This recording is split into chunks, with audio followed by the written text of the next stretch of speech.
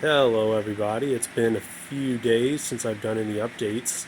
I've been putting a little bit of work in here every chance I get.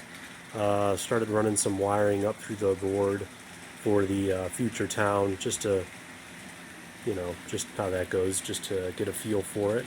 I did work on some of the extensions that I had been kind of putting off for a while.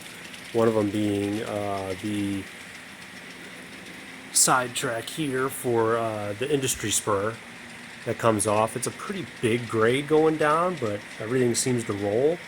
If I had an extra length car, it might present some issues, but I've ran every big box car down it that I have, and it seems to work out.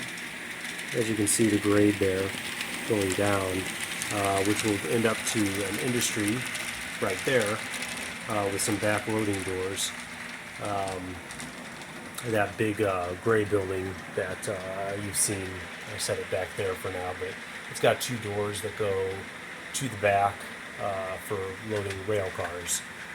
So the plan is to put it on this industrial lead there.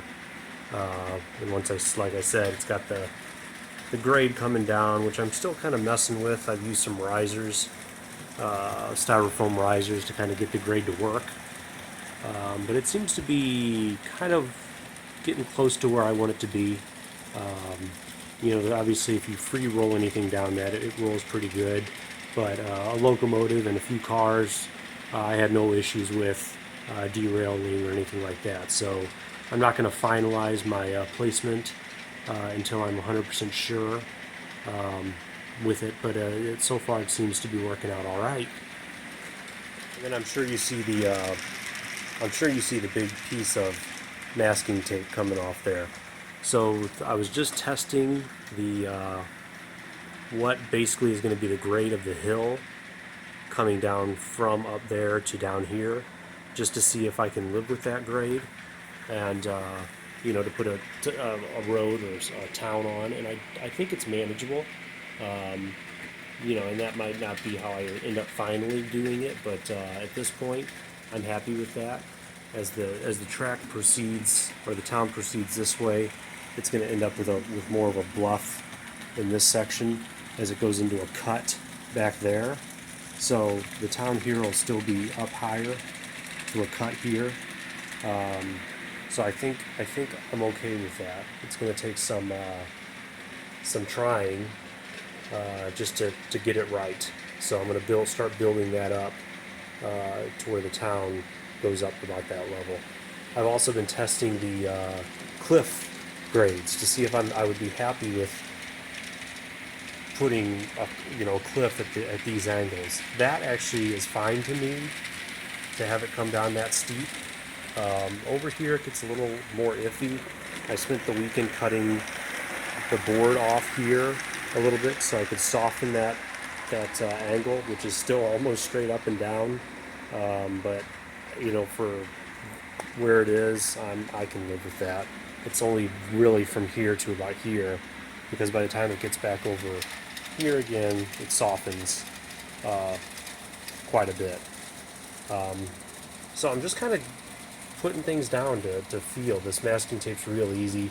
It's not final, but it's just helping me visualize what I'm going to do, because I've been a model railroader for 30 years and never once made it to the scenery stage. I've always ripped something up long before I get to that point. But I'm feeling really good about this one, that I might actually get there this time. And the same goes over here. You can see the steep cliff there. And then as we come over here to the mine, something along those lines. I'm not 100% sure if that's what I'm going to end up doing, or if I'm going to bring it out softer, which I probably will do. I've also thought about having a cut here with another cliff, and then kind of having this level out farther before it drops off. But like I said, just to get a vision of it, as it goes farther back, it's definitely going to go into a cut, because eventually I'm going to have a tunnel somewhere back in here. Why are these white risers here?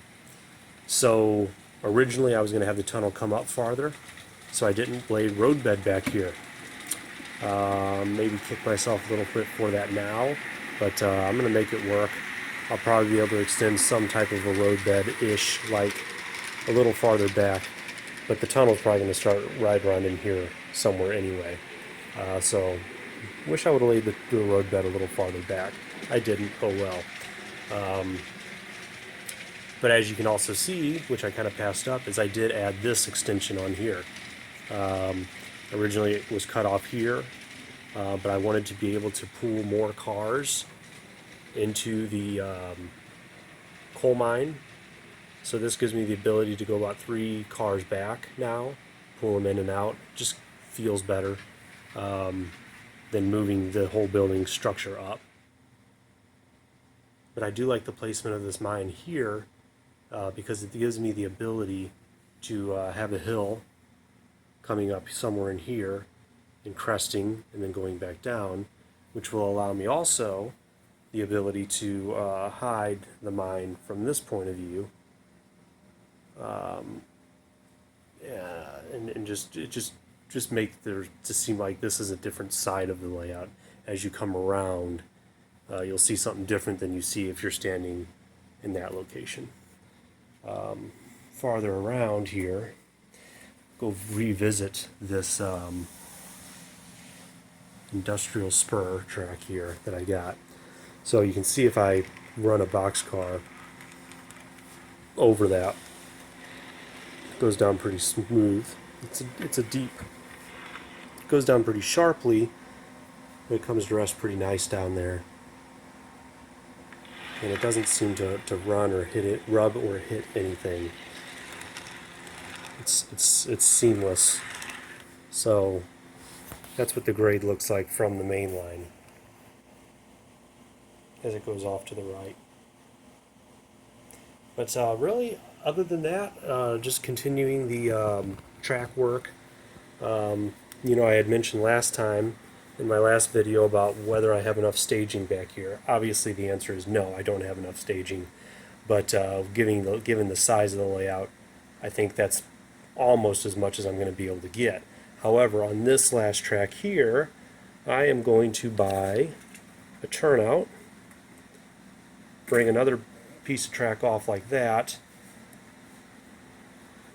and run it down this length here. And maybe get 2 tracks in there.